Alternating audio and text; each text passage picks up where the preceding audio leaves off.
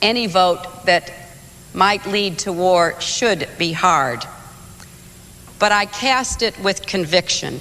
I know that there have been a lot of questions about Iraq posed to candidates over the last weeks. I've made it very clear that I made a mistake, plain and simple. Mr. Speaker, in the brief time I have, let me give you 5 reasons why I'm opposed to giving the President a blank check to launch a unilateral invasion and occupation of Iraq, and why I will vote against this resolution. You are looking at a senator and a former congressman, and as a congressman, I voted against the war in Iraq. I believe that marriage is not just a bond, but a sacred bond between a man and a woman. I do not support gay marriage. LGBT Americans are our colleagues, our teachers, our soldiers, our friends, our loved ones.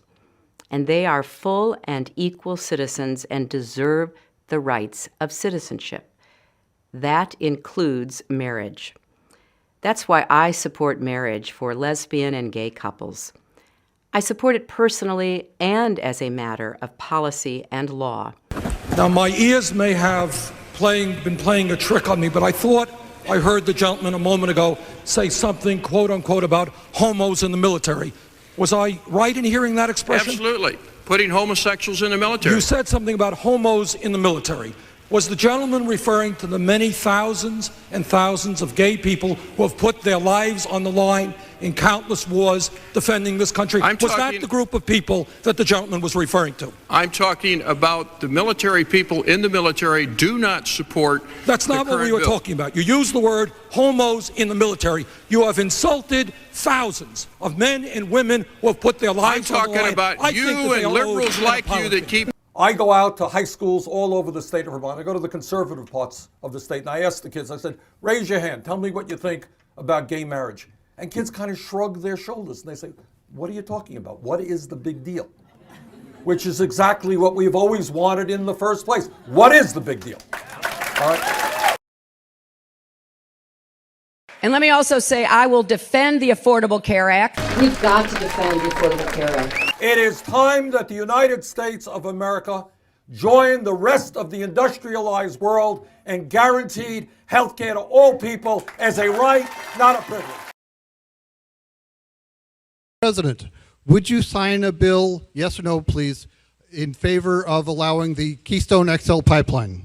This is President Obama's decision, and I am not going to second guess him because I was in a position to set this in motion, and I do not think that would be the right thing to do. So I want to wait and see what he and Secretary Kerry decide. If it's undecided when I become president, I will answer your question. If you listen to what the scientific community is saying, overwhelmingly, is that climate change is real. It is caused by human activity. It is already causing devastating problems. So my response to Senator Hoeven is listen to the scientific community. We have got to, as a nation, lead the world in transforming our energy system away from fossil fuel and into energy efficiency and sustainable energy.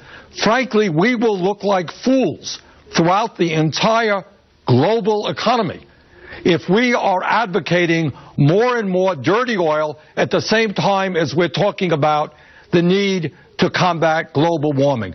So we have got to defeat this Keystone pipeline. We've got to rally the American people to do it, and we've got to get President Obama to be strong on this issue.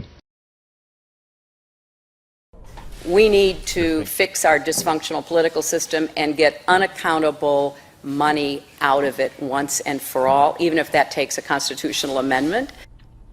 And while Mrs. Clinton takes aim at the influence of money, she has not distanced herself from the several super PACs that are backing her, or the cast of wealthy donors who are also supporting her campaign. In terms of the politics of America, as a result of this disastrous Citizens United Supreme Court decision, clearly the billionaires, Koch brothers and others, are owning the political process. They will determine who the candidates are. And let me say this thing. If elected president, I will have a litmus test in terms of my nominee to be a Supreme Court justice.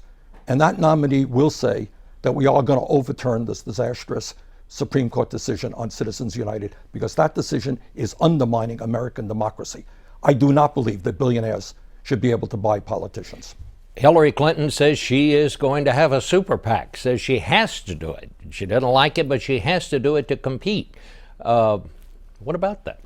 I understand where she's coming from. I will not have a super PAC. Look, we announced a week and a half ago, Bob, and since that time, we have had 200,000 people go to BernieSanders.com to sign up for the campaign. We've had close to 90,000 contributions. Do you know what the average contribution was?